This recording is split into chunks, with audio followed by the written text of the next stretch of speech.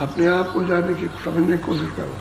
जब ये प्रेरणा हो जाए कि हम अपने आप को जाने तो शब्द भेद मिलेगा। और शब्द की कमाई करो, अपने आप को पहचानने में आ जाए कि मैं कौन हूँ। बिना शब्द के अपने आप नहीं पहचाने। और जिन्होंने योग किया है वो नीचे से आकर के यहाँ आए तीसरे तिल में, तभी तो उन्होंने अनय धुनी को सुना। उसी धुनी को सुन करके तुम पर चढ़े, लेकिन बड़ा कष्ट, यानी सैकड़ों वर्ष उसमें लगाया, कुछ नहीं मिला। तो मतलब ये कि हजारों वर्ष की उम्र और उसमें कुछ नहीं मिले, 10,000 के बरस उसमें कुछ ना मिले, और लाखों की बरस उसमें कुछ मिल पाए। तो ये तो कलयुग है, तो अल्पायु, यानी 100 वर्ष की आयु, तो आप 40 में, कभी 50 में, कभी 60, 70 में चल दिए। अरे भाई इसी में कमाई कर लो। ये तो अमूलक शरीर आपको सुगम सुलभ दिया गया कि महात्मा मिल जाए तो अति सरल हो जाएगा, और महात्मा अति दुर्लभ। फिर आप उधर जा नहीं सकते हो। 4 खाने और 84 लक्ष्य योनिया और नरक बना रखे, उसमें जीवात्माओं को निकाल के बंद करेगा। तुम बादशाह क्या हो?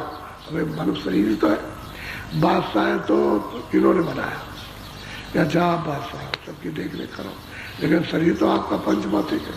जीवात्मा तो वही है, उसमें से निकाल दे तो बंद कर दिया। आप क्या करो?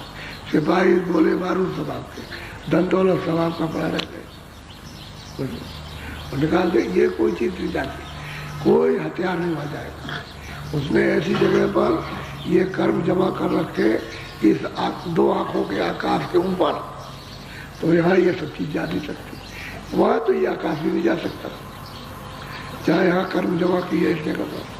तो सूरत को ये ऐसा है, और ये तो आकाश है, ये 2 आंखों का ही, और इधर सूरत बैठी है, तो इसके ऊपर में सब कर्म जमा है। अब उधर से वहीं से उसने खींच लिया और उठा करके कर्मों का हिसाब करके और योनि में बंद कर दिया। अब आप क्या कर, कोई क्या कर सकता? अब भाई जब किसी को देखोगे तब तो करोगे, जब किसी को देख ही नहीं रहे कि भाई कौन ले गया, किसको मारे पीटे, किसको गाली दे, किसको क्या करे, जब उसको देखा ही नहीं तो क्या वो देखने में आता था। बाहर की आंखों से देखने नहीं, जब अंदर की आंख खुल जाए तो सब देखने को मिलता है, तब मिलता है देखने, क्योंकि तब तो पता चलता है कि सब मालूम। बोलो। शब्द गुरु संग कर ले प्यार, शब्द कर और कर्म सब त्यागो। कहते हैं भाई शब्द भेदी गुरु, उससे क्या करो? प्रेम कर लो, प्यार कर लो, उससे प्यार करो। आते जाते रहोगे, आते जाते रहोगे, देर से प्यार हो जाएगा। और फिर वो जब शब्द का भेद है तो कमाई कर लो, कमाई कर लो। तो शब्द से तो आप जाओगे, शब्द से कमल में पहुंचोगे तो ईश्वर का दर्शन, शब्द को पकड़ोगे तो त्रिगुण में पहुंचोगे, ब्रह्म का दर्शन, और शब्द को पकड़ोगे तो 10वें द्वार में जाओगे तो पार ब्रह्म का दर्शन। शब्द ही से जाओगे, दूसरा कोई रास्ता। अब ये तो जो नहीं जानता उसे बेचारे को क्या पता करेगा, लेकिन जो जानता है वो तो ये बात पता है। तो शब्द कमाई ये है। तो कमाई वाले महापुरुष को प्यार पालो और उससे प्यार कर लो, तो ये प्यार टूट जाएगा। ये क्षणभंगुर प्यार है, बनावटी, यानी स्वार्थ का, और कोई प्यार नहीं। यहाँ सत्य प्यार नहीं। क्यों? आप खुद से प्यार करते हो, तो खुद तो आपका है नहीं। जीवात्मा से प्यार नहीं, और वो कहते हो तुम जीवात्मा से प्यार करो, उस शब्द के साथ जुड़ जाए उससे प्यार करो, वो सत्य है। और बाकी है सत्य, बाकी सब ये झूठा जगह। इसीलिए तो आपके साथ कुछ नहीं आया और कुछ जाएगा नहीं, आपके तो कुछ ले जाओगे, कोई चीज। अभी अपना भी है शरीर, ये थोड़े दिन के लिए हमें किराए का है, इसको भी खाली कर देना।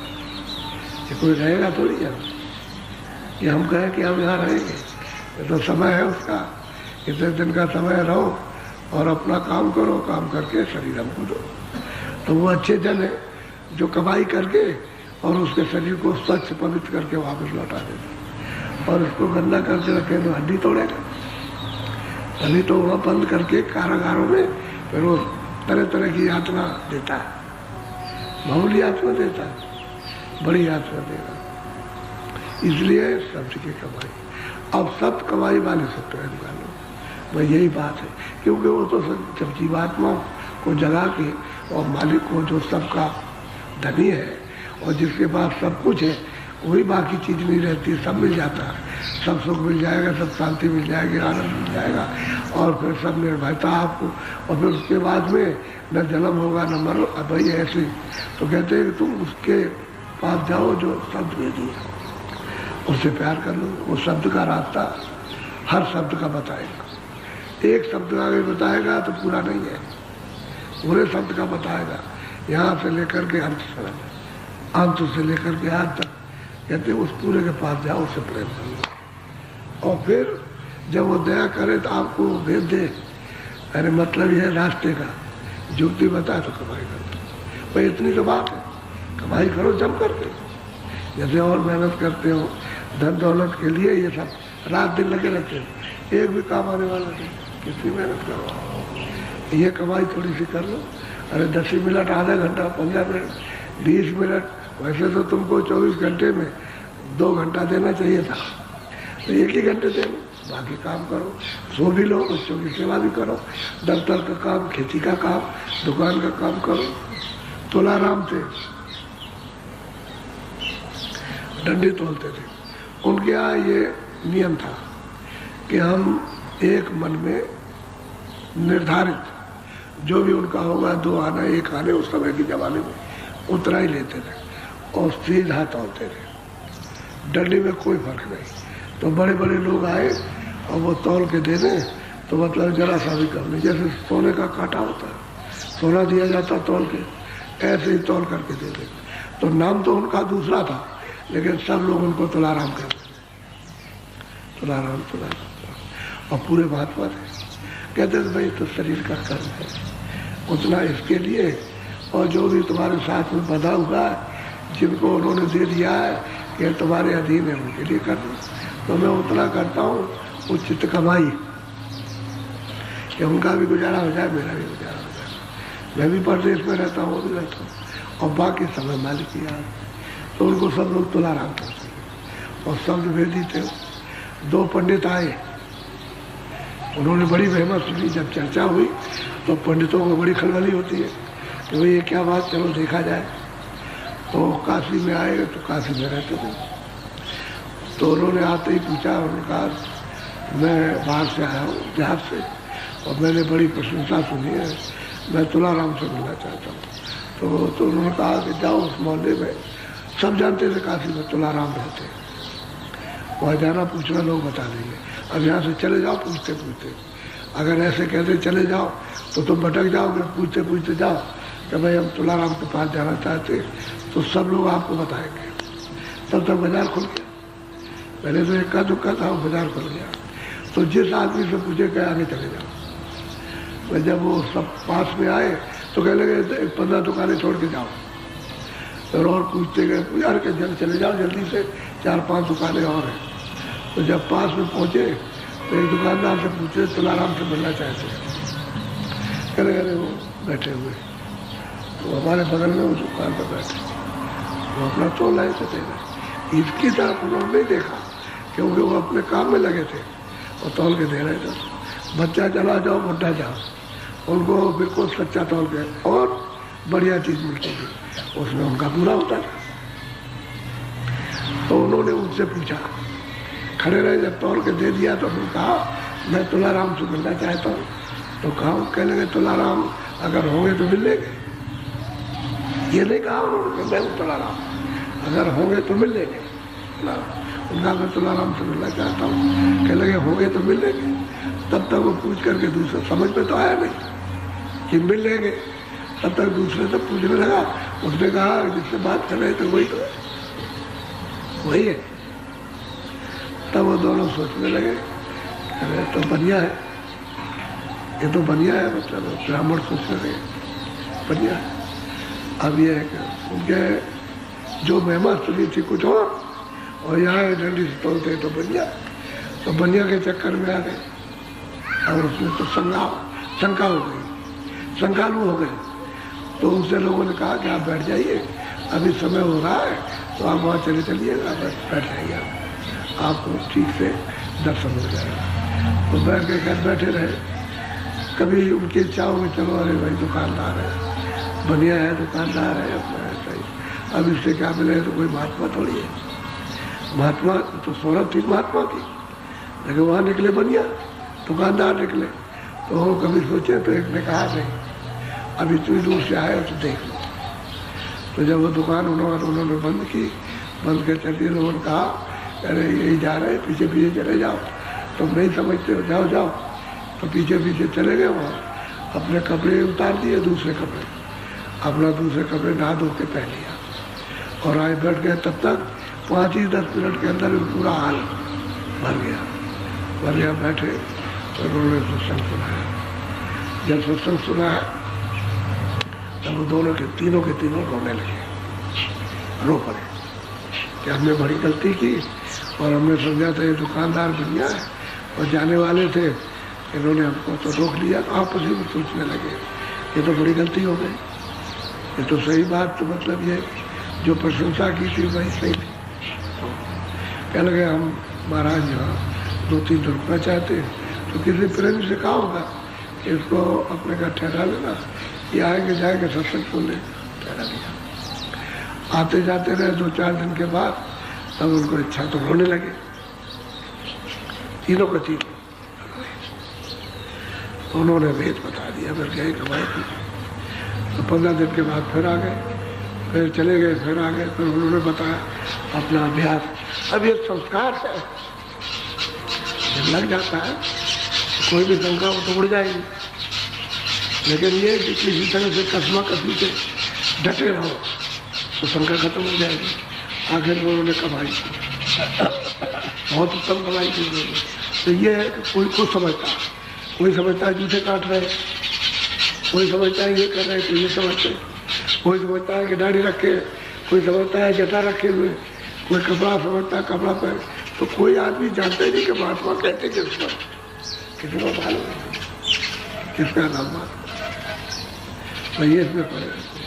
तो जो महात्मा मिल जाए तो कहते अब उन्होंने कमाई की। जब उनको मिल गए शब्द वेदी तो कमाई की। तो फिर वो बाद में कहने का ये है कि सब तो कमाई कर मेरे की, अरे मेरे प्यारे सत्य की कमाई कर ले, ये सार कमाई है तेरे असली धन की। ये धन तो तू जगा लेगा, प्राप्त करेगा तो तुझे घर में पहुंचा देगा, इसकी कमाई कर। अब यह है कि उसकी महिमा न जानने के कारण इसमें पता क्यों सत्संग सुनते, सत्संग सुने जिस दिन 15 दिन लगातार, तब तो उनको उसकी महिमा समझ में आए। और नहीं सत्संग सुनते 15 मिनट, कभी 20 मिनट, कभी कुछ, तो समझ में पूरी बात नहीं आती, अधूरी बात कुछ नहीं पड़ेगी। अधूरी बात तो ऐसी है कि एक जा रहा था, उसकी लड़की बड़ी हो गई तो शादी को ढूंढ रहा था, उसको नहीं मिला। किसी ने कहा वो महात्मा जी के पास चले जाओ, वो तुमको जुक्ति बता देंगे, कोई लड़का मिल जाएगा, लड़की की शादी कर देगा। तो वहाँ गया, तो जब समाप्त हो रहा था तब पहुँचा। तो कह रहे थे देखो परमात्मा सब में, यानी सभी में परमात्मा है, ऐसा यानी हम में परमात्मा, आप में परमात्मा, इसमें भी है, उसमें भी है, उसमें है। आखिर में मतलब उसका मतलब निचोड़ समझा रहे थे कि भाई जिसको पाना हो तो सब में है। तो उसके बाद बंद कर दिया। तो वो जब सुन कर के आया तो कहने लगा कि भाई मुझ में भी ब्रह्म है और इसमें भी ब्रह्म है, इसमें भी है, इसमें भी है। तो सोचता है कि मेरी स्त्री में भी ब्रह्म है, मेरी लड़की में ब्रह्म है, मेरी ब्रह्म है। अब वो एक तरह से उसके ऊपर में खुमारी चढ़ी अज्ञान की, मुझ में भी ब्रह्म, उसमें भी ब्रह्म, उसमें। तो घर लौट करके गया तो तब तक उसने रवा कर लिया, आदत पड़ गई उसकी। तो कहता थे मुझे भी ब्रह्म है और तुझे भी ब्रह्म है और इस लड़की में ब्रह्म है और इस लड़के में ब्रह्म है और इसमें भी ब्रह्म है। तो अब ब्रह्म की शादी ब्रह्म के साथ हो जाए। इस लड़की के साथ बाप होना, बाप बेटा, क्योंकि महात्मा ने कह दिया कि हमें ब्रह्म अधूरा है, अधूरी बात है, अधूरी सुनने से सारा खतरा, पूरी बात सुनो। अब उसने कहा कि औरत चिल्लाई जोर से और उसने बुरा भला कहा कि तेरी बुद्धि पागल हो गई। औरत बोली कि पागल हो गई तेरी, कहाँ से सीख कर गया है? अरे तुझको क्या मालूम, वो महात्मा जी ने बताया तो इसमें ब्रह्म, इसमें ब्रह्म, इसमें ब्रह्म, जब सबने ब्रह्म तो फिर कहाँ जाए ढूंढने के लिए। तो और चल बता चल के तो ले गई औरत को वहाँ कहते वो महात्मा जी बैठे 50 गाली उनको सरेआम लोगों के सामने उसको दी। तुम ढोंगी हो, तुम पाखंडी हो, तुम ये है, तुम वो है। तो अरे भाई माता जी भाई क्या बात हो गई, क्या नाराजगी हो गई ऐसा हो, और तुम ऐसा ज्ञान देते हो, इस तरह का उल्टा ज्ञान और भ्रष्ट ज्ञान देते हो। तब उन्होंने सुना उसकी बात को, कहता मुझमें भी गिरम, इसमें गिरम, इसमें भी। अरे कहने लगे महात्मा जी बोले आधी बात सुन गया, पूरी बात नहीं सुनी, इसलिए गिर गया। तब उसको समझाया, तो स्त्री की समझ में आया और फिर उसकी भी समझ में आया, खैर तुझे तो आना चाहिए पूरी बात होने के लिए। तब उसका वो खुमार जो नशा था तब उतरा, नहीं तो नशा चल जाता। तो ये बखेड़ा है संसार अज्ञान का, है ही अज्ञान, इसमें कोई संदेह नहीं। पूरी बात को सुनना चाहिए जिसकी से सुनो। तो वही महापुरुष क्या कहते थे, बोलो बोलो। शब्द बिना नहीं खेवन हार, शब्द ही करता सबकी सार। भाई शब्द के बिना, बिना शब्द से जुड़े हुए सूरत कभी पार नहीं जा सकती, कोई उसको खेके ले नहीं जा सकता। नाम जहाज पर बैठाए कर और दीना पार उतार, यानी नाम का जहाज उन पर सुरतों को यानी घाट पर बैठा दिया जाए तो पार उतार दे। कहते पार तो शब्द ले जाएगा, शब्द ही ले आया इस पार और शब्द इस पार ले जाए, और शब्द छूट गया तो पार नहीं गए, इसी पार हो। यही हो, जन्मों भरो जन्मों भरो, सब जो है खेने वाला है वो पार ले जाए। और शब्द सार का सार है, यानी सब सारों का सार वो शब्द है। और शब्द को कोई जानता नहीं, शब्द को जो महात्मा कमाई करते हैं वही जानते हैं, बाकी और किसी को जानते। पढ़ने लिखने से कोई शब्द हाथ में आता, पढ़ने लिखने से तो अंदर का कुछ भी हाथ में नहीं आता, बाहर पढ़ने के लिए। बोलो। शब्द शब्द का भेद नियार, सो गुरु तुझसे कहे समान। कहते हैं भाई गुरु ये बताते हैं कि भाई शब्द शब्द का, स्थान स्थान का अलग अलग शब्द है, और गुरु ही तुझको संभाल के बताएंगे कि देखिए यहाँ का शब्द है, ये इस स्थान का शब्द है, ये इस स्थान का शब्द है, उसको संभाल के बताएंगे और तुझे संभालेंगे। यानी तुझे शब्द से अलग नहीं होने देंगे और बताएंगे उसको शब्द शब्द का, इस स्थान का ये शब्द है, उस स्थान का ये है, अलग अलग शब्द बताएंगे और संभाल के पकड़ाएंगे। और बाकी जो वहाँ शब्द है वो तो अनंतो शब्द है, अगर उसका भेद मालूम न रहे तो उसी में फंसे रह जाओगे, निकल नहीं सकते। तो शब्द को संभाल के पकड़ा देते, कहते देखिए इसको पकड़ दे इस तरह से, तो शब्द है। तो सब ये नहीं कि एक का बता दिया, बाकी में जितने भी नीचे बैठे सबका शब्द है अलग अलग, ब्रह्मा का भी, विष्णु का भी, शिव का भी है, आद्या शक्ति का भी है, और परमात्मा की माया का भी है, ब्रह्म का, विकृति का भी है, आगे पुरुष उसका भी है, और महाकाल का सब अलग अलग शब्द। तो सबका गुरु संभाल करके पकड़ाते जाते और लेते चलते और दिखाते जाते। इसलिए कहते हैं शब्दों की सीढ़ी बना रखी, उसी पर चढ़ करके चलो, पार उतर जाओ। शब्द नहीं मिलेगा सीढ़ी पर नहीं जाओगे तो पार नहीं उतर सकते। इसलिए सुरते यहाँ रह गई, सबसे अलग हो गई। शब्द मिला सुरतांध्री, शब्द नहीं मिला तो तंदी है।